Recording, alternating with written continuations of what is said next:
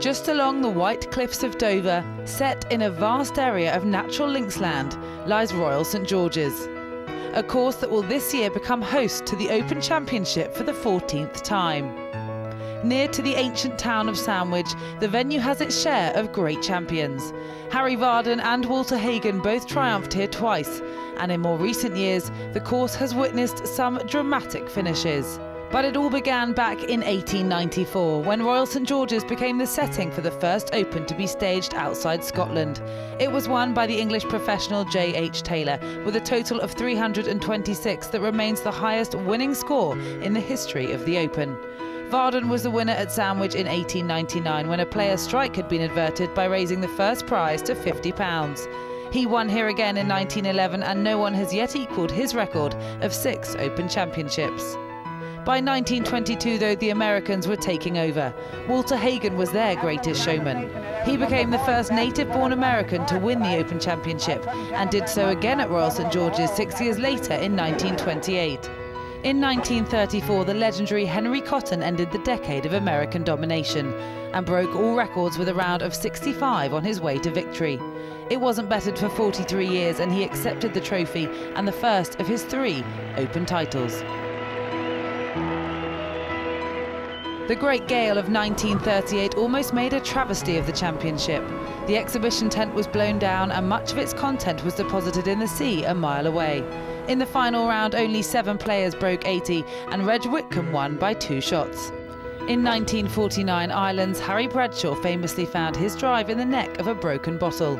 Unsure about the relevant rule, he played it as it lay and made a double bogey 6 in the second round, tied for the title with Bobby Locke. The true cost of a spectator's carelessness became apparent when Bradshaw lost the 36-hole playoff by 12 shots. It was the first of Bobby Locke's 4 Open titles, and the South African later named his house Sandwich to commemorate the victory.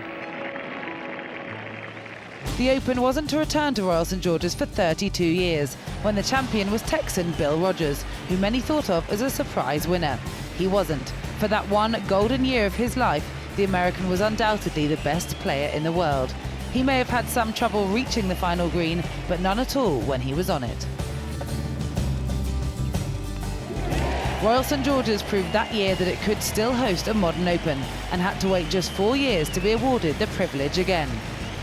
1985 was Sandy Lyle's year. The big Scot became the first British winner since Tony Jacklin 16 years previously, but not without a heart-stopping moment on the 72nd hole. He's got his most lofted club, needs to keep it near the ground and get it firmly into the bank. Oh, he's going to fluff it, you fancy. Played the wrong club there.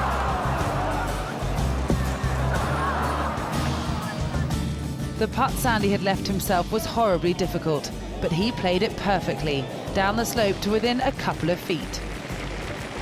And this, for the 5, was enough to give Sandy Lyle the 1985 championship with a 4-round total of 2 over par, 282.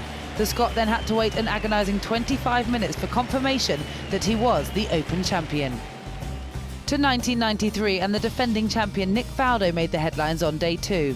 A wonderful round of 63, tying the lowest round ever recorded in the Open Championship. Faldo once again the man to beat, until the Great White Shark produced golf's Norman Conquest. A determined Greg Norman started the final day 1 shot behind Faldo. From there, he set his target. But at the 17th green, where Norman checked his position on the leaderboard for the first time in the final round, it proved to be a costly move. It was his only bogey of the day, however, and with a near-flawless final round of 64, Greg Norman was magnificent in lifting the claret jug a second time. 10 years later, the best players in the world once again locked horns over the last few holes at Royal St George's. After round 3, it was Thomas Bjorn who took the lead as the only player to complete 3 rounds under par. But everything was still to play for, as only 3 shots separated him from 8 other players. One of whom was the little-known American Ben Curtis, who changed the nature of the final afternoon with birdies on the 9th, 10th and 11th holes.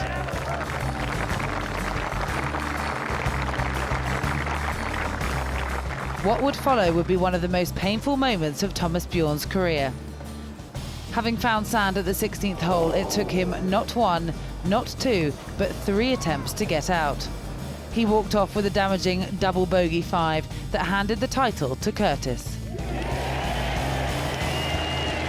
And with a score of 283, the winner of the gold medal and the champion golfer for the year is Ben Curtis. And so Ben Curtis will this year return to the scene of his success, alongside a stellar field for the 140th Open Championship at Royal St George's.